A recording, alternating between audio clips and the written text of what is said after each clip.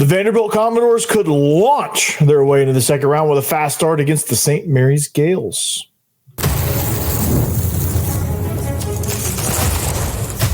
You are Locked On Vandy, your daily podcast on the Vanderbilt Commodores, part of the Locked On Podcast Network, your team every day. Welcome into the Locked On Vandy podcast on the Locked On Podcast Network. I'm your host, Corey Burton, and today we're going to discuss why a fast start versus St. Mary's could send and vault and launch, and whatever synonym you want to use there, Vanderbilt into the second round of the NCAA tournament, setting up a second round matchup with Bama. St. Mary's may not be equipped to handle playing from behind, and Vandy will have to figure out how to overcome the size disadvantage and find a way to win the boards. I guess scoring on first chance shots could potentially help that. So it's a lot of things that Vandy's already used to going through conference play. So this shouldn't be too difficult. But like I said, we're going to look forward also to football season. Clark Lee's made a great effort to improve the pass rush. It was the Achilles heel versus Tennessee. Now Miles Capers will have a huge year, and Keanu Koht will be a monster contributor as well. How are they going to incorporate both of them in certain situations? That's going to be interesting how Steve Gregory and the defensive staff is going to do that. So today's episode is brought to you by Game Time. Download the Game Time app, create an account, and use code LOCKEDONCollege for $20 off your first purchase. Thanks for making Locked On Vandy your first listen each and every day. We're free and available wherever you get your podcast and on YouTube as a part of the Locked On Podcast Network, your team every day. Speaking of every day, if you need a second listen, Locked On SEC with Chris Gordy, Locked On Ole Miss with Stephen Willis. Those are a couple of great shows if you want some really good perspective on the greatest conference in all of the land, or the Ole Miss Rebels if you prefer that kind of thing. So, the more I think about this matchup is, and the more I kind of study what St. Mary's brings to the table, and I was able to go on with Zach Farmer from the WCC podcast, the unofficial WCC podcast, and we were able to talk about this matchup in great deal. He's a St. Mary's guy.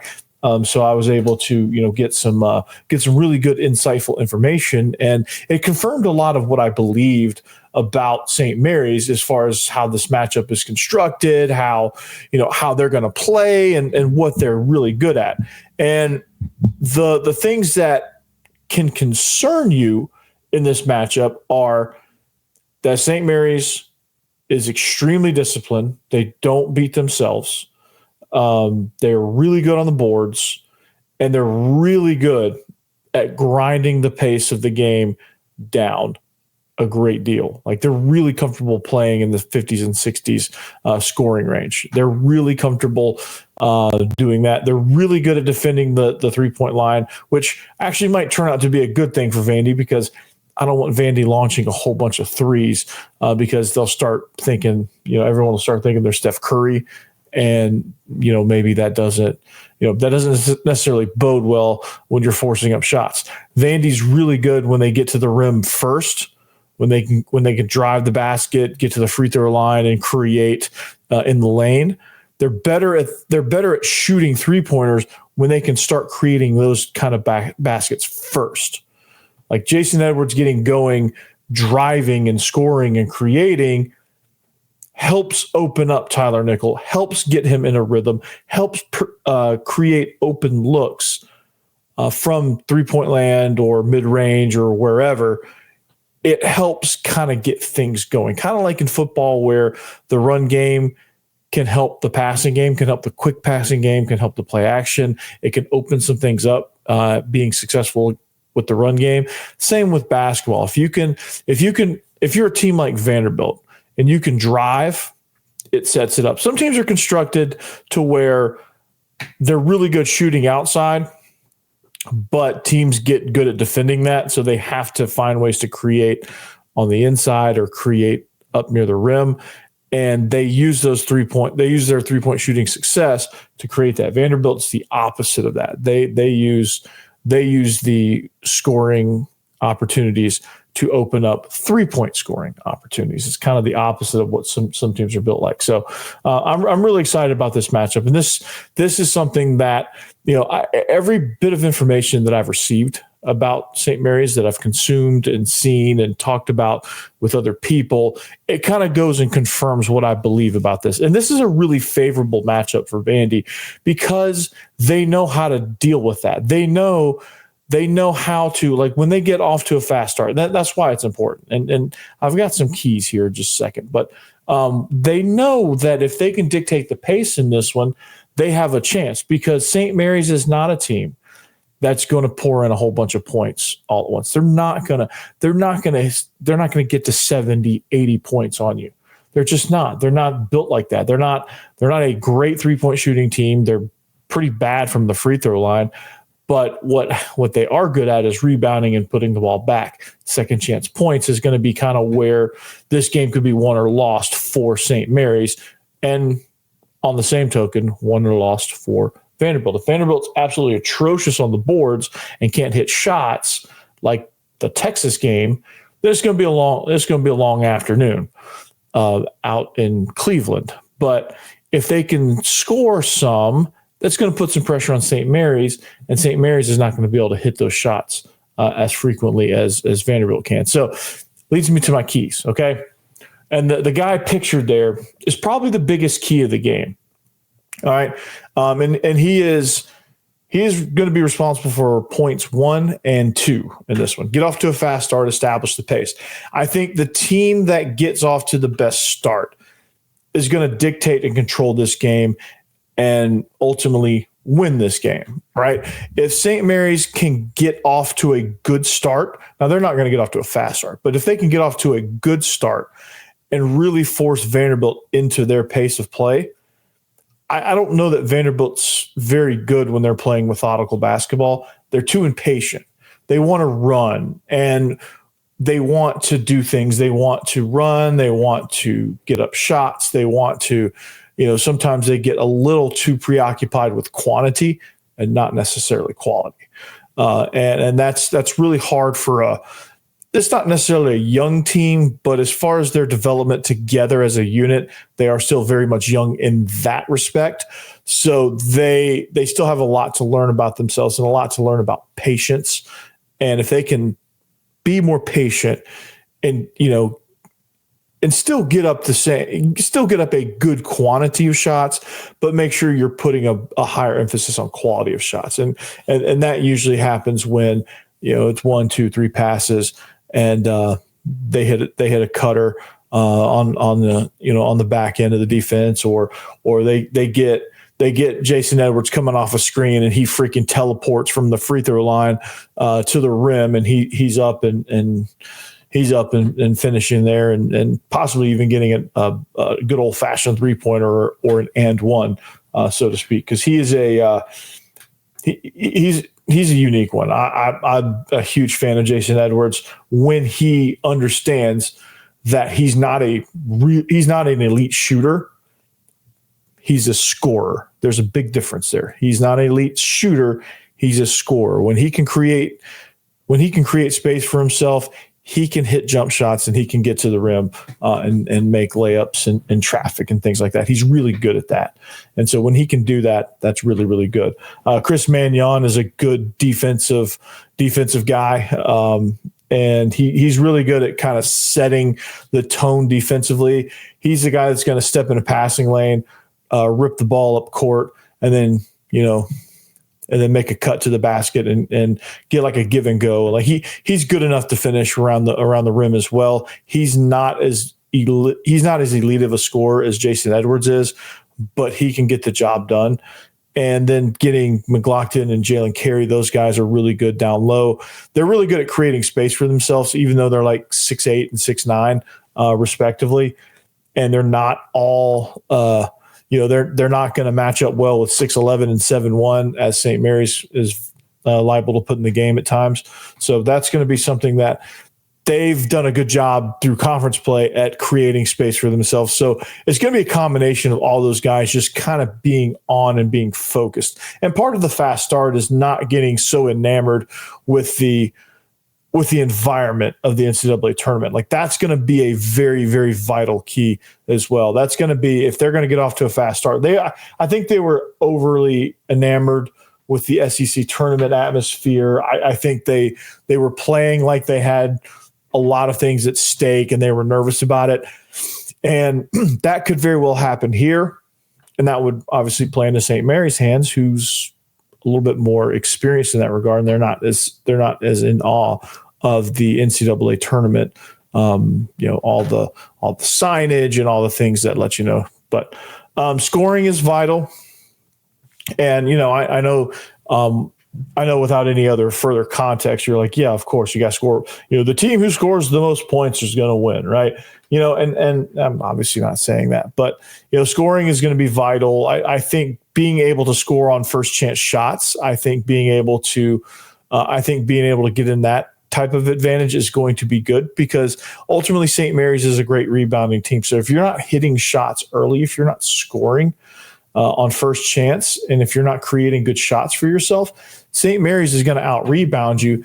And if they're rebounding, it means you're not scoring. And if you're not scoring, it means you're going to get behind. And we could very well see St. Mary's go on the slowest, most methodical 10-0 run of all time if Vandy is not sharp with their scoring and with their shooting coming out of the gates. Like that'd be kind of funny and sad all at the same time. But scoring, I think, and the guy pictured here, Jason Edwards, number one, he's going to be the key to all of that. If they can unlock him, if they can get him down the lane to the basket and get him some chances, he's going to be able to kick it out to Tyler Nickel, and Tyler Nickel's going to hit a clutch three. He's going to be able to draw defenders and dish it to McLaughlin or dish it to Carey. Chris Magnon's going to be a screen and cut guy, and somebody that's going to make a turnover and throw it down there and things like that. Like if they can get in a rhythm, they'll be good. And of course, staying out of foul trouble and winning the turnover battle, which with a methodical team that likes to work the ball around, when you have a good defensive team like Vanderbilt, there's going to be more chances for them to step into a passing lane, steal it, and rock and roll, right? There's going to be more chances for that. There's going to be more chances for shots being blocked, although you have some other things at play there. But this is going to be an interesting battle of, if Vandy gets in trouble, foul wise, they don't have too much size on the bench. So like if Glock and Carey if they get in trouble, that's all she wrote. And we're going to be watching St. Mary's get obliterated by Alabama, because that's a terrible matchup for St. Mary's. It's a terrible matchup for a lot of people, but St. Mary's especially. So fast starts are vital. Fast starts could launch you into the second round, because if you can get off to a fast start and get that lead, I don't think St. Mary's is going to be able to chip away at it enough, and I don't think they're going to be able to score quickly enough to be able to overcome that. They're just not built that way. And so that's going to be something that, that strategy is going to come into effect. So the fast start that you got off to against Oklahoma, the fast start that you got off to against Tennessee, the fast start that you got off to against Ole Miss, Missouri, A&M, those games where you get off to a fast start, whatever, regardless of what happened in the second half of those particular games, St. Mary's is not built like any of those teams except maybe Texas A&M. But, St. Mary's is not going to pour it on you like Tennessee does. They're not going to pour it on you like Oklahoma did, or like Ole Miss is capable of, like Arkansas was capable of. They're not going to pour it on like that. They're just not that type of team. So they're going to be death by 1,000 paper cuts. They're just going to grind you to a nub. They're going to beat you 62 to 59. Like if you can't put more than 65 points, it's almost like whoever can get to 65 points is going to win this game, because I don't think St. Mary's is scoring that much. And, if Vanderbilt's not scoring that much, I think if Vanderbilt's under 70, I think Vanderbilt's got to go 70 plus to win this game. If Vanderbilt can get to 70, they're going to win this game. Because I don't think St. Mary's is going to be able to keep up with them scoring wise. So fast start, get St. Mary's on their heels, and you're going to have that advantage. But speaking of advantages, I think Clark Lee understood the disadvantage he had in the pass rushing game, whether it be by injury, scheme, whatever the case was a year ago. Your pass rush got, it decreased throughout the course of the season for a lot of factors. He's serious about it now, and I'm excited about it. We'll talk about that next. But first, it's about Monarch Money. You ever check your bank account and wonder, where did all the money go? Well, between dining out, online shopping, and entertainment, aka FanDuel, it's easy to lose track. That's where Monarch Money comes in, your personal CFO, giving you full visibility and control over your finances. So Monarch Money, isn't just a budgeting app. It's a complete financial command center. You can track all your accounts, investments, and spending in one place, so you can stop just managing your money and start building wealth. So when I started using Monarch, I realized how much I was spending on food delivery. Now I budget smarter and I save more. There's an all-in-one convenience, which means instead of juggling multiple apps, you can use Monarch to check your finances. You can track spending and even plan long-term goals. Also, managing money with your partner is smoother than ever. You can track shared and personal accounts. You can set goals. You can stay on the same page without all the stress. So take control of your finances with Monarch Money. Use code LOCKEDONCollege at monarchmoney.com for 50% off your first year. That's monarchmoney.com. Code LOCKEDONCollege for half off your first year.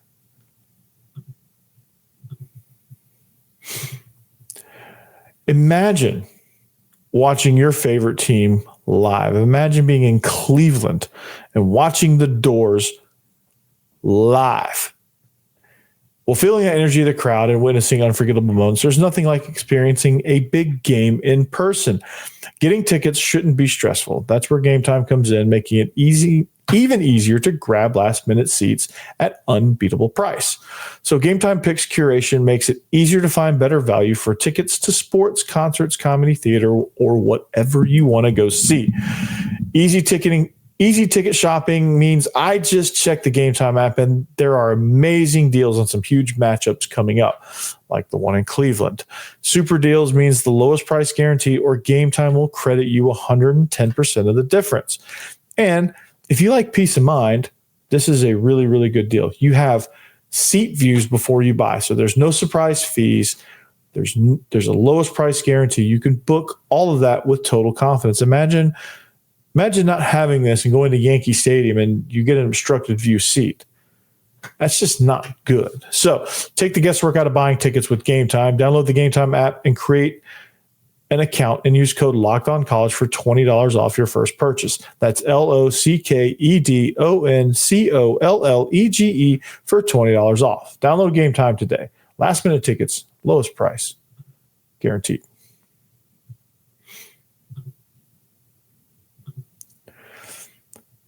All right, thanks for making Locked On Vandy your first listen each and every day. We appreciate you. If you need a second listen, Locked On SEC, Locked On Ole Miss, Locked On Gators with Brandon Olson. If you want to take a look at one of the a team that a lot of people are picking to win the NCAA tournament, so check those shows out. Plus whatever is around the conference. So we're switching gears to football, okay? And I think a lot of people are very skeptical, I guess is the right word. Cautiously optimistic might be a better description. But I think a lot of people are excited about where this program is heading. I think there's a lot of indicators out there that make me feel better and should make you feel better about the direction of the program. I mean, the things we talked about yesterday with Steve Gregory, I think the insight on the decision-making process with making that move, when I think I know for a fact I was like this, but I was skeptical of it because really it was just a thing of it's not broke, so why are we fixing it type scenario. Like nothing against Steve Gregory, nothing against any of that. The system was working. So like, why change it? But, to me, it's, I trust what Clark Lee's doing because I think he's matured in his decision making. And I think he's finally in a place to where he knows what he's looking for. He knows the accountability measures. He knows the analytics. He knows what he's trying to accomplish and how he's trying to progress monitor what this team is going through, and not investing in the wrong things like he did coming from 22 to 23. And then 23 was a disastrous season. So I think he's learned a lot in that regard. I think he's learned a lot building through the transfer portal, NIL participation, roster building, competition, getting the right unique ideas in here, like cross-training offensive linemen and doing the whole flipping of sides, which is absolutely crazy to think about. But it's also brilliant because not a lot of people do it. And if you can make it work and the guys understand it, it's actually a brilliant tactic. I love it, having guys being able to specialize in hey, I'm a quick guard. I'm gonna do the pulling. I'm gonna do the blocking on the perimeter on the pin and pull schemes, and being able to block on the second level because I'm a little bit more of an athletic guard. And then the strong guys, they can do all the down blocking and the gap schemes. They can do all the combos. Imagine getting a center in your strong guard on a one technique and driving him out of there. Imagining the running lanes for Seti and MK and Newberry. Imagine the running lanes. I could probably run through some of those holes.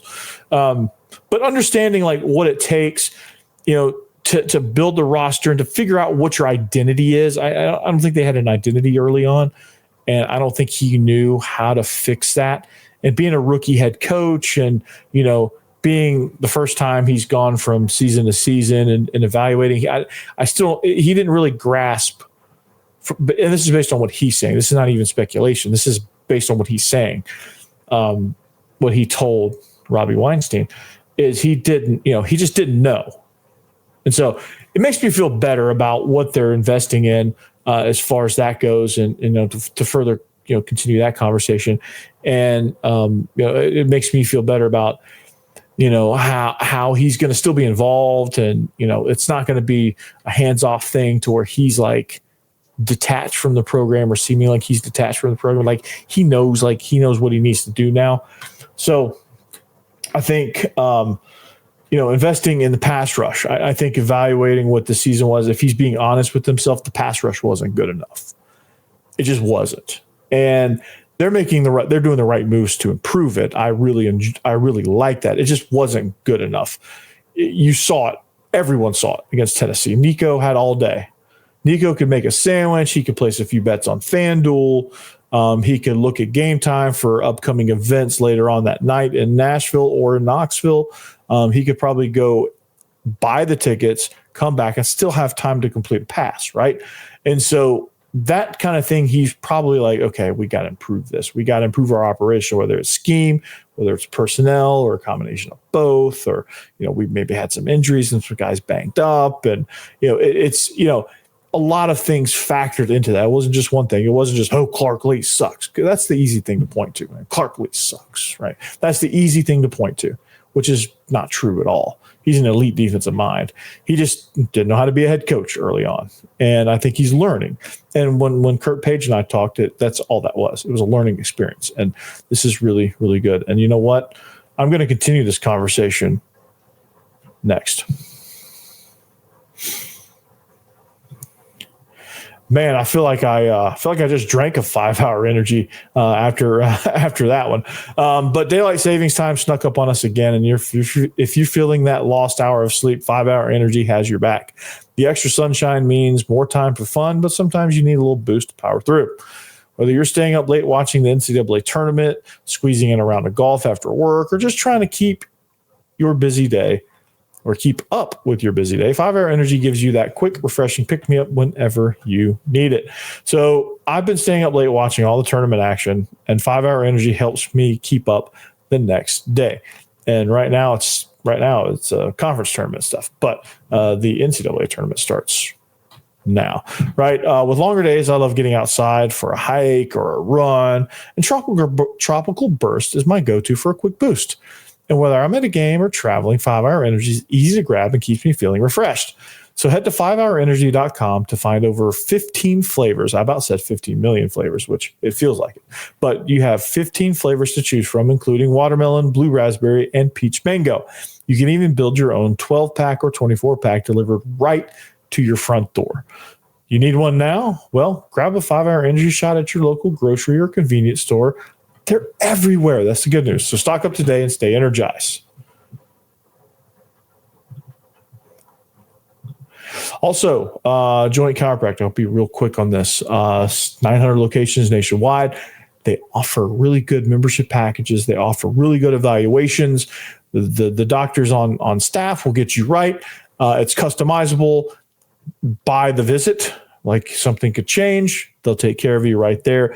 Really good at thinking on their feet. Joint Chiropractic is the place to go, especially the one in Bellevue, Tennessee. Not Bellevue. Well, Bellevue, Washington, I'm sure is pretty good too. I don't know anything about them, but Bellevue, Tennessee is the one I go to. It's been great. Dr. Nolan, phenomenal. 900 locations. Go visit one nearest you. If you're in Bellevue and you happen to run into me, I'll dap you up. We'll say what's up. We'll talk some Vandy sports. But until then, get yourself right. The NCAA tournament is here, and so is the Bracket Breakdown. Locked On Podcast Network and Amazon Fire TV channels are teaming up to deliver NCAA tournament coverage like never before. Watch studio shows featuring former players and Locked On's local experts as they guide you through every upset, buzzer beater, and bracket matchup. Stream it all for free on Amazon Fire TV channel. Search Bracket Breakdown to see it all for free. It's your team every day.